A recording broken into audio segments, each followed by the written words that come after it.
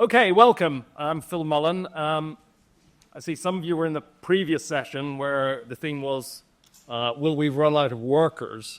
This is almost the opposite. Are we running out of work for people who want to work? Today, about a quarter of Britain's working age people, that's nearly 11 million people, do not have jobs. Now, some of those, minority, about 1.5 million are unemployed, officially, but that leaves well over 9 million people who are classified as economically inactive, a lovely phrase, meaning they are neither employed nor looking for work. And Britain's worklessness appears to be especially troubling, as it remains the only group of 7 leading economy where the share of working age people outside the workforce remains higher than before the pandemic. Only days after the general election, Liz Kendall, the new jobs minister, described Britain's high level of worklessness as unacceptable and demanding immediate action. And Keir Starmer followed this up by pledging to, quote, do everything we can to tackle worklessness. And since then, we've had a whole spate of ministerial announcements to help people, the workless back into work. And with a particular emphasis on those who are long-term sick. So you'll probably have seen this week's latest initiatives of giving the workless anti-obesity drugs, as well as sending employment advisors into hospitals with that charming vision of bedside interviews for the seriously mentally ill. Sorry, that's our health minister for you. So in this session, we're going to discuss what accounts for so many people not working and what might be done about it, and not least, where, as was also raised in the previous session, where many economists and politicians and employers are concerned about labour shortages holding back the economy. 4 speakers again. I'll introduce them briefly, and the full biographies, as you know, are on the website. They'll then be speaking for up to 6 minutes, and then we'll open the discussion to you. First, we have, on my far right, Dr. Linda Murdoch. She researches and writes on well-being and the work ethic. She's former Director of Careers at the University of Glasgow, and she's got a doctorate on the impacts of mental health policies in universities. Then, next to me, we have Julia Hobsbawm OBE. Her most recent book is called Working Assumptions: What We Thought We Knew About Work Before COVID and Generative AI. And she'll be doing a book signing over the weekend. She's also the co-host of the podcast The Nowhere Office, which was launched in the midst of the pandemic, and it's named after her previous book about reinventing work and the future of the workplace. Third on my left, Professor Vicky Price. She's Chief Economic Advisor and board member of the Centre for Economics and Business Research. She was formerly joint head of the government's economic service. And Vicky's also written several books, including Women versus Capitalism. And finally, far left here, Andy Twelves. He's a broadcaster and journalist, and he's the spokesperson both for the British Computer Society and the Chartered Institute for IT. He's also founder of Organised Lab, which advocates digital transformation across the trade union movement. Can we thank our speakers?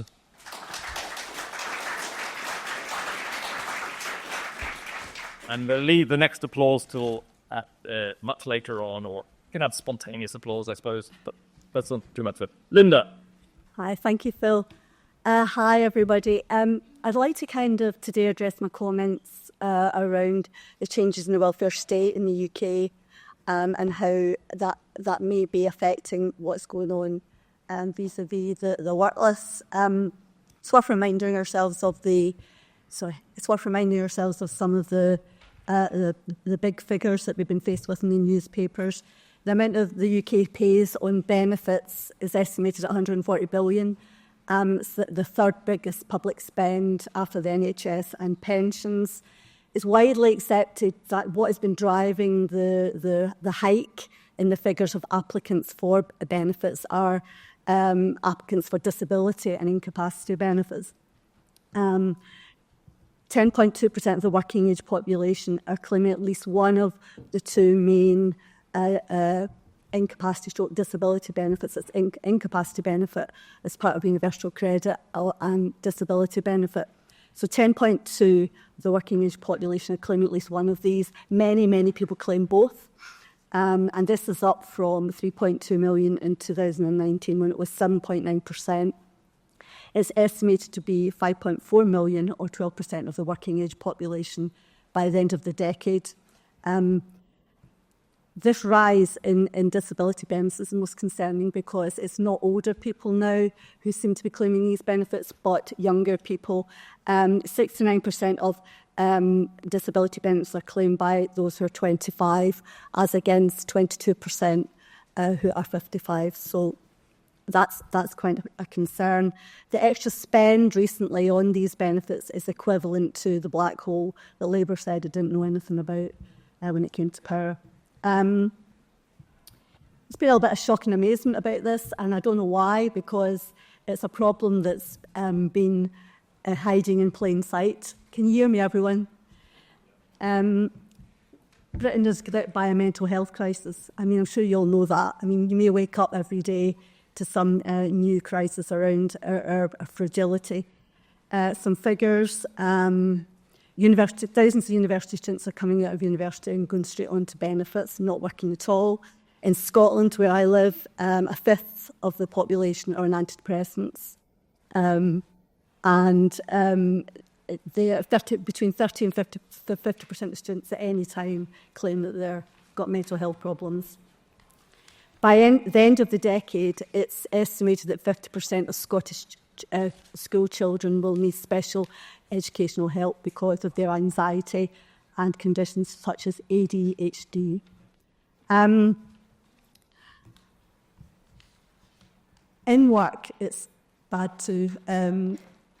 The average UK employee's sick days is 7.8 days a year, which is up from 5.8 days a year in 2019.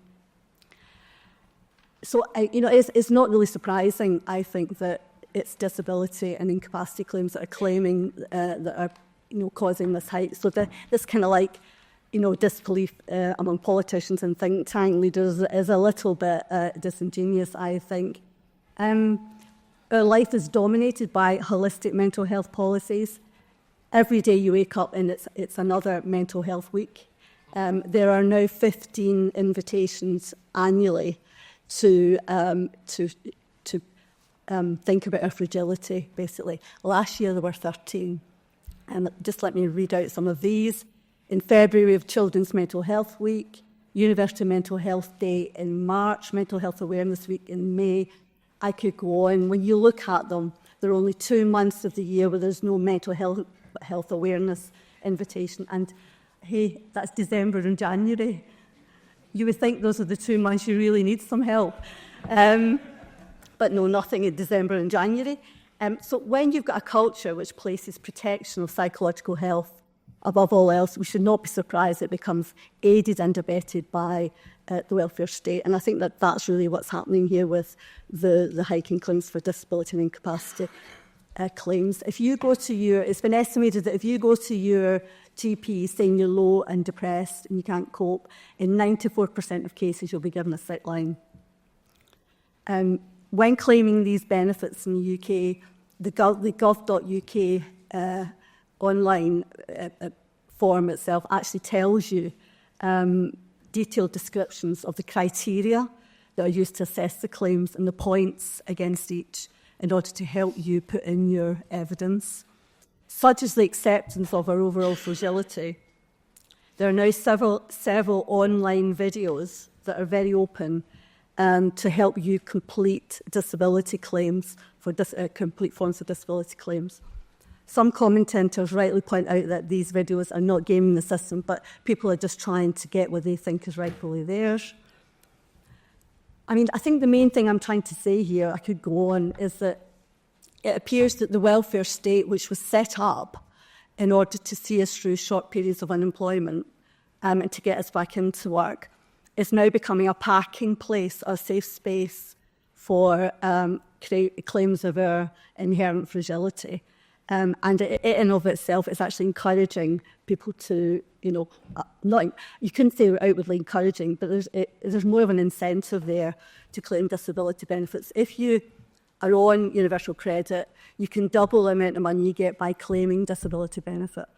These benefits are still frugal. You wouldn't want to say, let's all go on them. But if you claim disability benefits, you're much more likely to get more money. Stuff that the government's come out to fix this will not fix the economy. I think that's a completely different thing from blaming the workless for what's going on. Thank you. Thanks, Linda. Julia. Oh, well, thank you. Hello, everybody.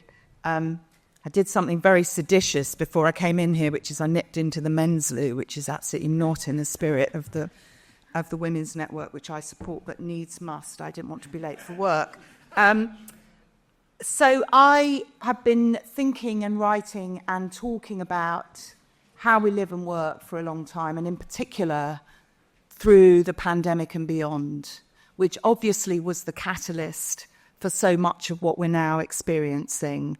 And the cork came out of the bottle of a lot of latent trends. The whole framing that we're talking about, fragility, brilliant points by Linda, and mental health, it's worth noting that in 2019, i.e. before the pandemic, the World Health Organization declared stress as an epidemic. And stress, of course, accounts for something like 88 million working days a year lost. There's a high correlation between stress and work. So work hasn't been working for a long time. I'm not an economist, but there are certain stark economic facts which speak for themselves. And one of them is the kind of slight contradiction, which is actually unemployment is at an all-time low at 4%. It's actually lower by some margin than in the European Union, where it's something like 6%. But youth unemployment is very high. And at the same time, you've got what Liz Kendall calls spiraling inactivity. And what you do have out of 33 million people is that a fifth of those working age people between 16 and 24 are economically inactive, as in they're not employed or unemployed, and they're not looking for work. I mean, they are not looking for work, even if they are unemployed or employed.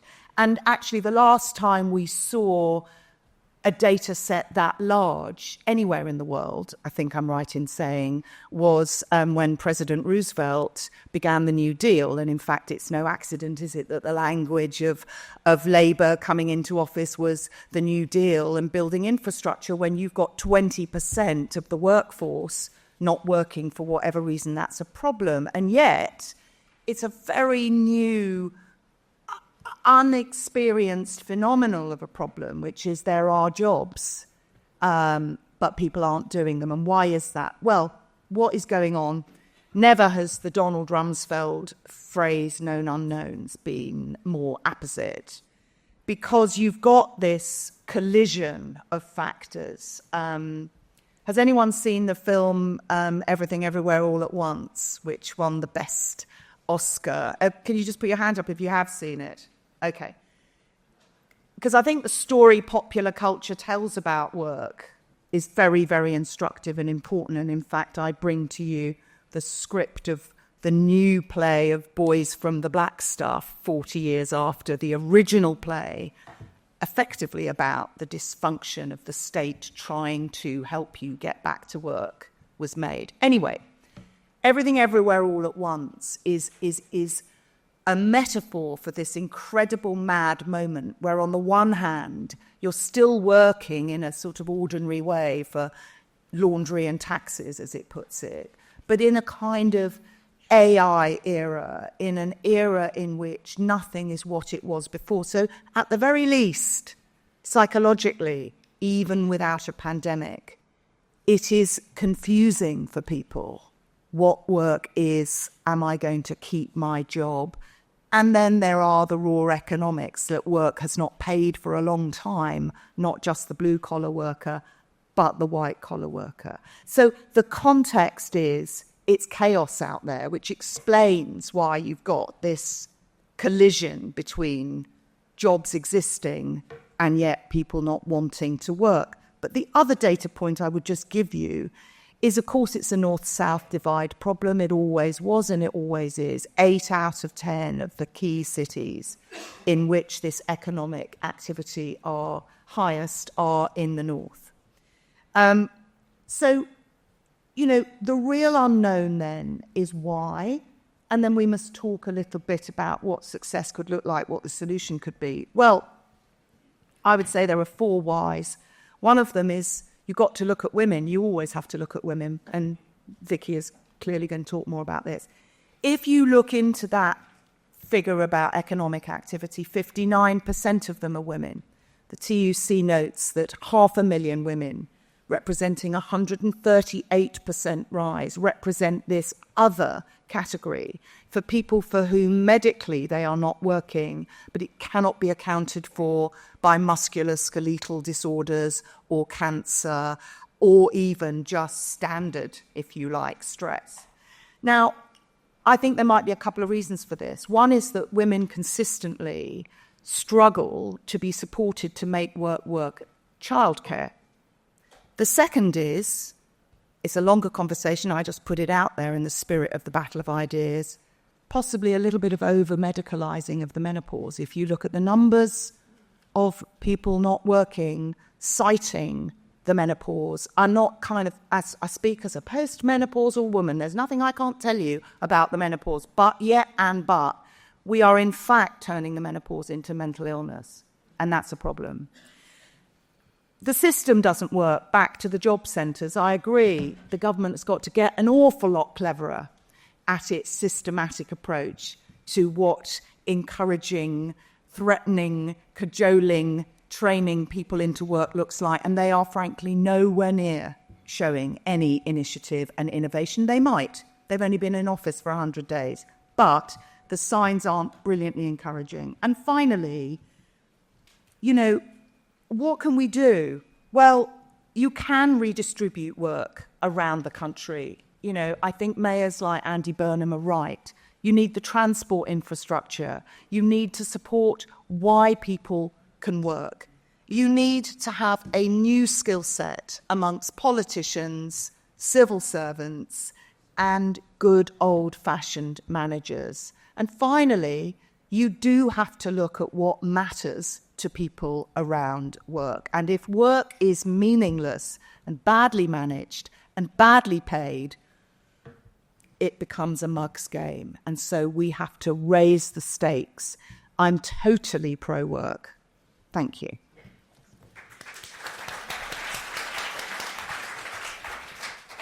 My request for no applause down they would ignore me. Vicky. Thanks very much. Well, I agree, of course, with an awful lot of what Julia had just said. But the interesting thing is the women. I have to rise to the challenge. It's really interesting when you look back in 1984, which, for some of us... was yesterday. Yes, it was yesterday, absolutely. We had a very large inactivity rate in the UK, which was nearly 40%. And particularly between the 50 to 64-year-olds. And to a considerable extent, this was because of women. That has now come down for that age group to about 27%. So there's been a huge change that's taking place because many more women now go to work. And of course, what you've also seen more recently, and one of the reasons why inactivity has increased, even though the last data shows that it's been coming down again, is because actually what has developed, maybe because of the AI age, serious ageism in the workplace. And we've found the surveys which now suggest that the HR will not look at anyone over the age of 57. And that is a real problem, especially for people who are trying to come back after COVID, having suffered all sorts of mental other problems. But there is no doubt we still have an issue overall, even though there's been such a huge improvement. Even if you look back in 2009, the inactivity rate was 25% or nearly there. Now it's 21 point something percent, 0.7%. Admittedly, we can't necessarily believe the figures because there's been a new look at how you do your labour force survey, and we don't trust it necessarily. But what it suggests is that, yes, of course, during COVID and post-COVID, we have been slower at getting people back to work than has been the case in other European countries. But we've actually done rather well, and we started from a base where we had the lowest inactivity rate, practically, alongside Canada, in the OECD. So let's not sort of pull our hair out and think that we're doing really badly, because we're not. But yes, of course, there are some issues. If you're at work and you get sick, sickness benefits are appalling by comparison to where they are in other European countries. You mentioned Europe earlier.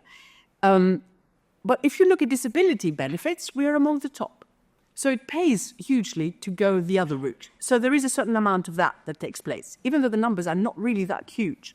But there are also, if the ONS looks at what the issues are, there is no doubt that what they have found is that it is mental health and other disability, which is the main reason for this inactivity, plus loads of students. One of the very interesting things during COVID and post-COVID is that there was this big increase in male students. They decided to just stay on and study a little bit longer, which is actually rather good for productivity and growth once, admittedly, they get back to the workplace.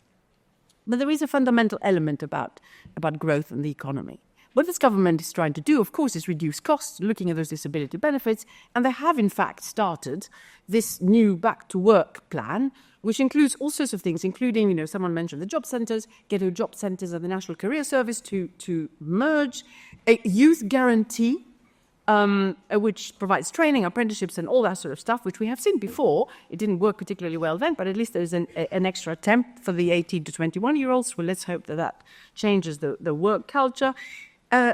Regional issues, devolving a lot of power to local authorities, making sure that the health services in those areas are involved as well.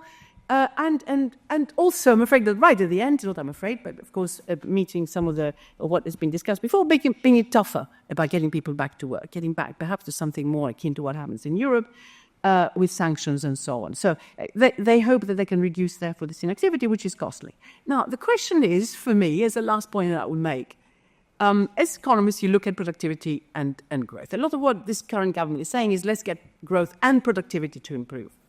Now, growth in the economy, of course, we've seen an increase in population. One of the reasons why there has been this increase also in the number of people who are inactive is because they follow the trends we've always had in terms of and the number of people who become inactive in particular age groups. So we are growing in population. Lots of European countries are declining, so we have to bear that in mind. But it does also suggest there is a bigger pool of people there we can draw in rather than necessarily bringing in migrant workers. But growth is achieved in the following way. You either have more people employed, and therefore they spend and also produce more goods, or you increase productivity. Or you can do both. There is a big question mark in my mind. Yes, you can get more growth by bringing more people into work, and which is good, and then, of course, there are dynamic impacts. But if you bring people in with disabilities, whatever you may have done, or even older people, you have to adjust for their age and give them new training and all that sort of stuff. There is no guarantee that you're going to get high productivity as a result of using these people. You may, in fact, get less. You may get a little bit more growth, but productivity in the economy isn't necessarily going to do particularly well. So you need to balance this. How do you improve the productivity of all these people you're trying to bring in and get more growth and more productivity in the economy at the same time, and encourage, of course, businesses to invest because they're going to have that pool of workers. Will they want to use them? How do you induce them to do so? So there's also all sorts of suggestions about giving some extra concessions, extra help to having these people who are coming in after long-term and not sickness or anything like that, including, of course, continuous mental health support, which will be required. It's not cheap. It's not easy for the employer. An employer who is going to have to be facing increased taxes, as we know, given the budget coming up, which are multiplying by the second, as far as we can see. So it is it's a very interesting crossroads in which we find ourselves. Yes, we want to bring those people in, but can we bring them in a way that actually encourages productivity and growth rather than just being an attempt which falls, foul of all the other things that are going on right now. Thank you. Thank you. I think, as I'm the last panelist before we throw out to the audience, there's no point in me going over the diagnoses of which my kind of colleagues have orated fairly well. So I think I'm going to focus more on my view on how we move past it, and one of the reasons that I think we're in the state that we are. I grew up in a post-industrial town. It was based predominantly on mines, collieries, and steelworks. And I think I was part of the first generation, or particularly in the Midlands, that didn't have the mines there as the straight option out of school. You know, you'd leave school at 16, you'd go down the pit. I was the first generation that didn't have that because they closed in 2005, 2006, 2007. And I think that you see it in Port Talbot now. Tata Steel has just closed. In the East Midlands again, the last coal-burning furnace has closed. We've kind of seen over the last 40 years this year, in fact, from the dispute in 84, 85, there has been a mass deindustrialization of the UK, and that has fundamentally changed the idea of work in a lot of communities across the Midlands and the North East. And there haven't been any real solutions to that from both Tory, Labour and the coalition governments over the last 40 years, which I think is telling of perhaps this new Labour government's attitude towards workers' rights, considering the Blair Brown ministries consistently failed to deliver on them. I think one way, let me just move this close, there we go. I think we need to look at a mass level of reindustrialisation across the UK, and we need to move away from this London-centric and city-centric idea of, well, you go and live in the towns around cities and then you commute in and you spend all your money in the cities and, you know, you eat in the cities, you drink in the cities and you just get the bus or the train home. I think we need to move away from that idea because it has been fundamentally killing off high streets, businesses, communities across our country. And it's not something that many people in Westminster, at least, talk about. We need to be, you know, invest in the kind of the future-proof industries, or at least, you know, for the next couple of 100 years, they'll be future-proof, you know, looking at wind, solar, nuclear, this kind of green industrial revolution, not necessarily just for the point of net zero, but for the point of genuine kind of economic freedom and offering opportunities to people who not deserve them, but who should have them. I think also looking at, you know, a digital revolution, obviously, you know, the EU are doing what they're doing on AI, and, you know, most of the Silicon Valley bros are getting quite scared of their regulatory oversights. They're coming to Britain, and I think it is key that as they do come to Britain, we don't just focus it on the Oxford, Cambridge, King's Cross triangle, that we do push out into the northeast, into Hartlepool, you know, into the northwest in Manchester and Liverpool and the former docking towns. Again, these post-industrial towns, make them industrial towns again. I think the green and digital industrial revolutions are key parts to that. But I think, you know, I'm a trade unionist, a proud GMB rep, but I think the trade unions are somewhat to blame as well. If you look, 100 years ago, the trade unions had a clear purpose. We're fighting for statutory sick pay, minimum wage, paternity leave, maternity leave, health and safety at work, all of these things that we all take for granted now as a norm of work. But the trade unions, I think particularly since 81, 82, obviously I wasn't there, but I've got many colleagues who were, they've kind of lost the purpose almost. They were defeated in 84, 85 and have been licking their wings. And I think they need to find a new purpose to fight for those who are out of work. I mean, I think one of the most, I won't quote any more statistics, but this, I think one of the most shocking things is an apprenticeship wage is £6.40 for the first year of your apprenticeship. You know, an apprenticeship is only 18 months to 2 years long. So I think unless we're genuinely going to be upskilling people and making it pay, we won't get anywhere. Why would I, as a young person who, you know, has suffered through the pandemic, probably has been mentally affected by it. I mean, you were locked in your room for 2 years. Why would I, when I can go and get, you know, £9.50 from the government, why would I go and, you know, sit in the rain, you know, shoveling bricks, moving cement mixers around for £6.40 an hour, when I could just, you know, be in my room for £9.50 or whatever it is? I think also in the union movement, there needs to be less division. I think, you know, someone referenced migrant workers earlier. I do think that the unskilled labour migration to the country has been a problem, but there is no point us going after those workers. They're here to work. There needs to be less division in between the workers and thinking, well, you know, they are still being exploited if they're being paid cash in hand below minimum wage. We need more solidarity and less division. And we need to kind of move past this idea of, you know, the unskilled migrant workers are the problem, and that's why British people aren't working. It's not true. they're hardworking people and they deserve the right to work. We need British workers to support them and upskill them and empower them by going, well, no, you shouldn't actually be working for less than minimum wage, cash in hand. You should come and join, our union, or even, join our Facebook group, and we'll demand that we'll be paid, a £15 minimum wage. So then, we can all work and we can all have a good standard of life. And I think, the redefining the balance of work, redefining the trade union movement, and a mass reindustrialization across the Midlands and the North is the key to kind of fixing this. But yeah, thank you.